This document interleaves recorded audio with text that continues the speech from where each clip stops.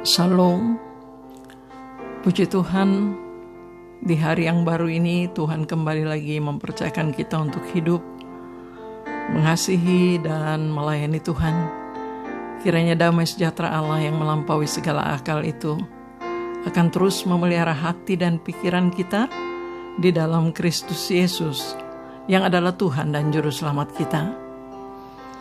Dan kiranya kembali juga firman Tuhan menjadi bagian kita untuk hidup dan mengasihi Tuhan pada hari ini. Matius pasal 4 ayat 3 dan 4 saya akan bacakan.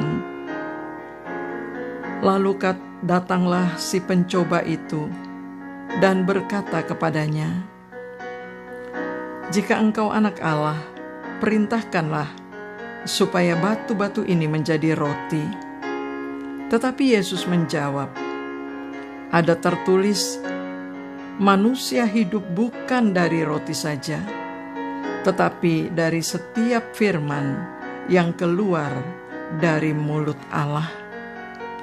Saudara yang dikasihi Tuhan, Yesus baru saja dibaptis, dan saat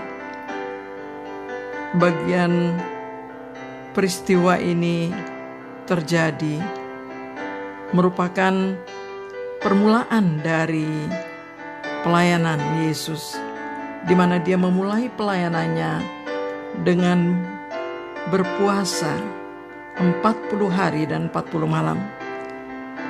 Pada masa-masa itulah si pencoba itu datang. Si pencoba itu datang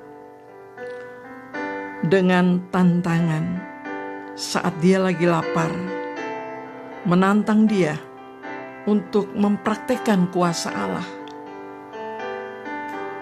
menggoda dia dengan mengutip firman Allah, bahkan menjanjikan Yesus untuk menjadi raja.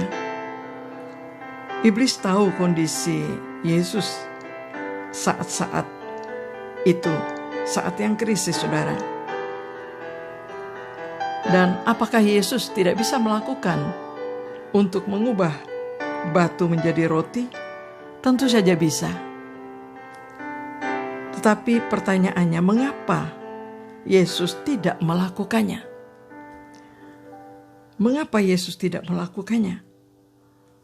Ya, saudara, jelas sekali Yesus tidak melakukannya karena itu adalah perintah dari iblis, bukan dari suara dari Bapaknya.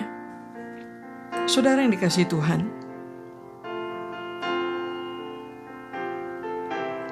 di masa krisis ada banyak sekali tawaran. Saat-saat sekarang, situasi sulit seperti ini merupakan saat yang paling menguji. Ada tawaran di masa krisis, sama ibarat Yesus ditawarkan untuk mengatasi laparnya. Tawaran iblis selalu seakan-akan memuaskan. Saudara, kita bisa buat apa saja, sama seperti orang-orang dunia pada umumnya. Tetapi pertanyaannya, siapakah yang menyuruh kita? Adakah suara-suara di sekitar kita merupakan suara dari Bapa yang telah mengangkat kita menjadi anaknya? Adakah suara di sekitar kita merupakan suara Bapa yang menyuruh kita berbuat sesuatu? Saudara yang dikasihi Tuhan, keberhasilan Yesus dalam mengatasi masa krisisnya karena dia mempunyai prinsip, mempunyai pegangan yang membuat dia menang atas pencobaan. Yang pertama, Yesus menyatakan bahwa hanya kepada Allah lah dia berbakti. Hanya kepada Allah saja dia mau taat. Itu prinsip, saudara, yang membuat dia tidak bisa digoyahkan oleh sesuatu yang lain. Yang kedua, prinsip Yesus, dia hanya mau mendengarkan dan melakukan perintah Bapanya, bukan perintah yang lain. Dia hanya mau mendengar dan melakukan suara Bapanya. Yang ketiga, Yesus dengan tegas selalu mengusir suara yang jahat. Yesus tahu memilah. Yesus punya kepekaan karena kedekatannya, karena relasinya dengan Bapanya. Firman Tuhan mengatakan, lawanmu si iblis berjalan keliling bagaikan singa yang mengaum-ngaum, mencari mangsa untuk ditelannya. Lawanlah dia dengan iman yang teguh. Pengajaran itu mengingatkan kita akan peristiwa yang dialami oleh Yesus ini. Saudara yang dikasihi Tuhan, masa-masa ini merupakan masa yang sangat menguji akan hidup kita, menguji kesetiaan kita, menguji ketaatan kita, menguji segala sesuatu. Mari kita belajar sebagaimana Yesus mempunyai prinsip. Jangan pernah melakukan sesuatu kalau bukan Bapa yang menyuruh.